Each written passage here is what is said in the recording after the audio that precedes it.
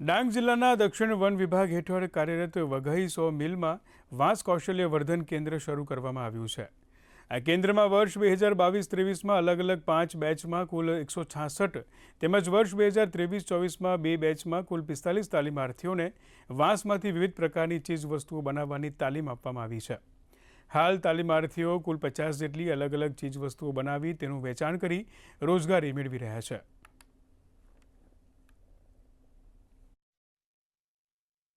કોટવાડી આદિમ જૂથના લોકો તથા ડાંગના જે અન્ય આદિવાસી સમાજના ભાઈઓ બહેનોને અલગ અલગ વસ્તુઓ વાંસમાંથી ફર્નિચર બનાવવાની 45 દિવસની તેમને તાલીમ આપવામાં આવી।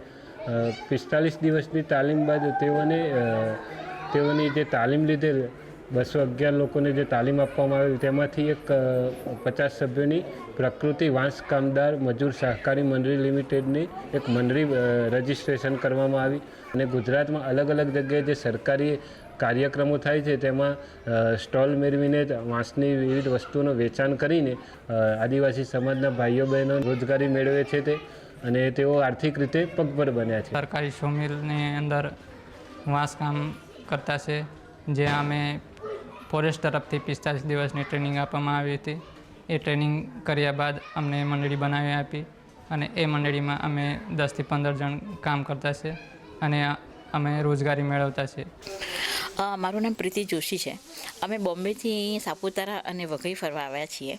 અહીંયા એટલી બધી ત્યાં અમે બોટનિકલ ગાર્ડનમાં વિઝિટ કરી છે અમે અત્યારે, અને ત્યાં બાંબુ હાટ અમે જોયું, એમાં એટલી બધી સરસ વસ્તુઓ છે, બેસવાની ચેર છે, બધા અલગ અલગ જાતના, એમ કહીએ ને કે આપણે આર્ટિફિશિયલમાં બી એટલી બધી સરસ સરસ વસ્તુઓ છે, ફ્રેમ છે, બેસવાની ચેરો છે, માથામાં નાખવાની ક્લિપો છે, અમે ઘણી બધી વસ્તુઓ બી ત્યાં પરચેસ કરી છે અને એટલું બધું સરસ છે ત્યાં કે તમને જોતા વેત જ લેવાનું બધું મન થઈ જાય। અમે ઘણી બધી વસ્તુઓ ત્યાંથી લીધી છે।